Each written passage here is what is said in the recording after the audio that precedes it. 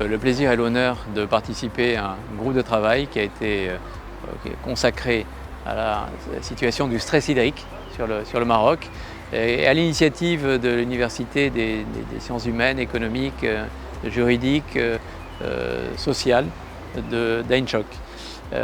Déjà, je veux dire bravo pour cette initiative qui permet de réunir l'ensemble des parties prenantes et notamment les distributeurs d'eau qui ont un rôle majeur à jouer dans la problématique du stress hydrique. Pourquoi? D'abord parce que pour lutter contre le réchauffement climatique, le stress hydrique, eh bien, il faut veiller à préserver la ressource, limiter les usages de l'eau, et on limite les usages de l'eau en évitant les fuites sur le réseau et parallèlement en assurant un usage raisonné par une communication, une information auprès de l'ensemble des citoyens de Casablanca. Donc nous avons apporté une contribution de réflexion là, ce matin en tant que distributeur.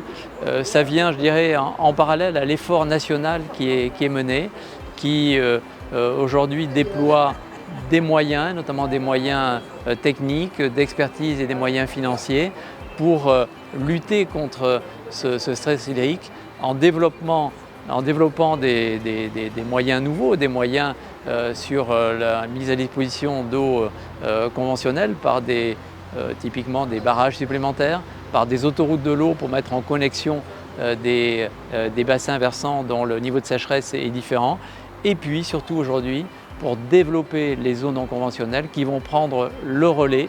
On est déjà en bonne voie dans ce domaine-là, le relais pour la production d'eau potable dont on a besoin pour notre activité humaine et industrielle et bien entendu agricole, ces trois ensembles formant les besoins aujourd'hui de la société.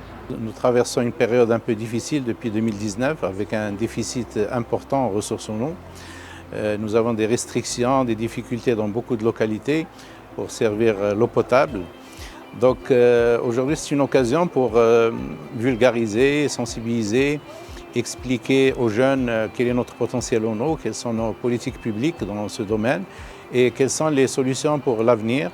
Comment est-ce que notre pays essaie de s'adapter à ces changements climatiques qui perturbent la desserte en eau, qui perturbent aussi le secteur agricole, que la recherche joue un rôle important dans notre pays. Ça nous permet de savoir quel est notre potentiel en eau. Ça nous permet de voir comment est-ce qu'on peut optimiser sur l'utilisation de l'eau par des systèmes économes. Et puis, comme j'ai dit, la sensibilisation aussi est très importante parce que chaque personne peut faire un effort pour réduire sa consommation en eau.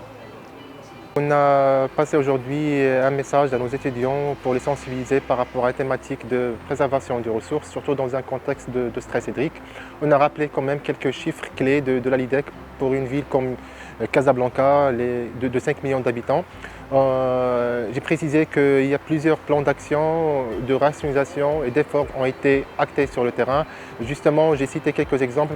Pour 2022, par exemple, on devrait acheter pratiquement 226 millions de mètres cubes alors qu'on a pu acheter uniquement 217 millions de mètres cubes, donc ce qui nous a fait un gain de 9 millions de mètres cubes à la source. Donc on a préservé pratiquement 9 millions de mètres cubes. En 2023, on devrait acheter pratiquement 232 millions de mètres cubes alors qu'on a acheté uniquement 222 millions de mètres cubes, ce qui nous a fait pratiquement un gain de 10 millions de mètres cubes. J'ai présenté également les efforts de l'IDEC en termes de recherche de fuite et de capacité de recherche de fuite. Les dernières technologies utilisées par l'IDEC pour les recherches de fuite pour les grosses canalisations. J'ai même partagé l'effort de l'IDEC pour les grandes conduites.